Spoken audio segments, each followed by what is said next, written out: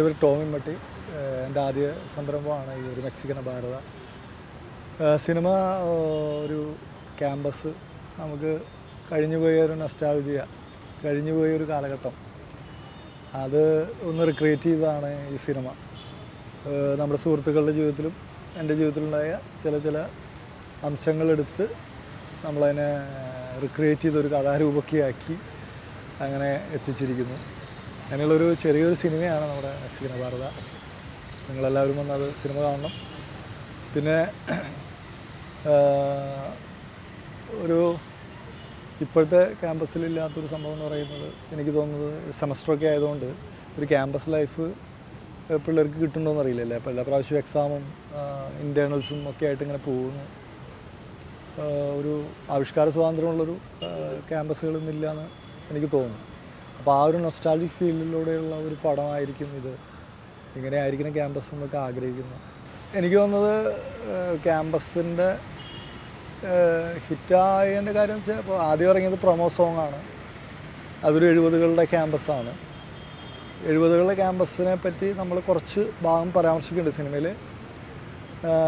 അപ്രക്ഷുബ്ധമായ campus, എന്താ പറയുക, വിദ്യാർത്ഥി രാഷ്ട്രീയം അതിൻ്റെ ഏറ്റവും ടോപ്പിൽ നിൽക്കുന്നൊരു കാലമാണ് 70 മുതൽ 80 വരെയുള്ള കാലം. 84 ശേഷമൊക്കെ വളരെ അതിൻ്റെ ലൈറ്റർ വെർഷൻസായി. അപ്പോൾ അതുകൊണ്ടായിരിക്കും ഒരു പക്ഷേ ആ പാട്ടും ആ സോങ്ങും ഒക്കെ ഹിറ്റാവാൻ കാരണം. ആൾക്കാരുടെ മനസ്സിൽ നിന്നും എടുക്കുന്ന നൊസ്റ്റാൾജി ആയിരിക്കും.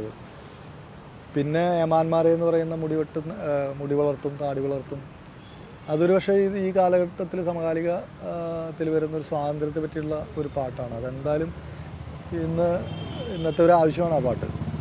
സിനിമ ഞാൻ പലയിടത്തും കഥ പറഞ്ഞിട്ടുണ്ട്. പല ആൾക്കാരും ഇതിനു വേണ്ടി ഹെൽപ്പ് ചെയ്തിട്ടുണ്ട്.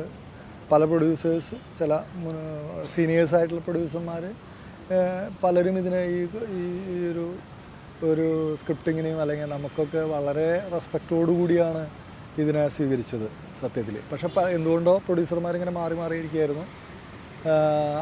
അവസാനം അനൂപ് കണ്ണനിലേക്ക് എത്തുകയാണ്. അനൂപേട്ടൻ്റെ അടുത്ത് കഥ പറഞ്ഞപ്പോൾ എനിക്ക് തോന്നിയൊരു കാര്യം എന്ന് വെച്ച് കഴിഞ്ഞാൽ, അനൂപേട്ടന് വളരെ ഇൻട്രസ്റ്റോട് കൂടിയിട്ട് ആ സമയത്ത് ആ റൈറ്റ് ടൈമിൽ ചെയ്യാൻ ആൾ റെഡിയായിരുന്നു. പിന്നെ എനിക്ക് തോന്നുന്നത്, എനിക്കൊരു അത്രയും എക്സ്പീരിയൻസ് ഉള്ള ഒരു ആളുടെ അവിടെ വന്നപ്പോൾ ഏതാണ്ട് വളരെ എല്ലാ ഭാരവും നമുക്ക് ഒഴിഞ്ഞു പോയി.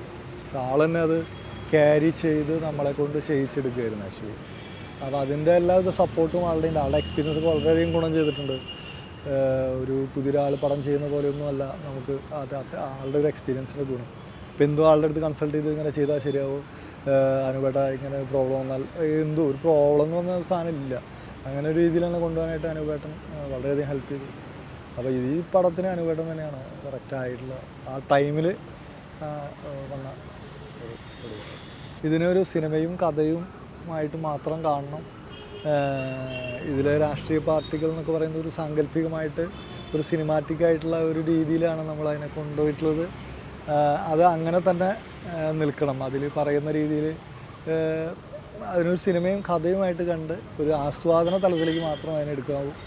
അതിനൊരു റിയൽ സാധനമായിട്ടെടുത്ത് അതിൻ്റെ ഒരു തീവ്രമായ രീതിയിലേക്ക് ആരും അതിനെ കൊണ്ടുവരരുത്.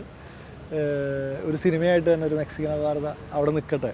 ഇനി അതിൽ നല്ല ഒരു അംശങ്ങളുണ്ടെങ്കിൽ അതിനെ സ്വാംശീകരിച്ച് നല്ല രീതിയിലുള്ള ആശയങ്ങൾ വേണമെങ്കിൽ എടുത്തോ. ഇത്രയാണ് എനിക്ക് പറയാനുള്ളത്. ഒരു മെക്സിക്കൻ ഭാരത എന്ന് പറയുന്ന ടൈറ്റിൽ കൊടുത്തിരിക്കുന്നത്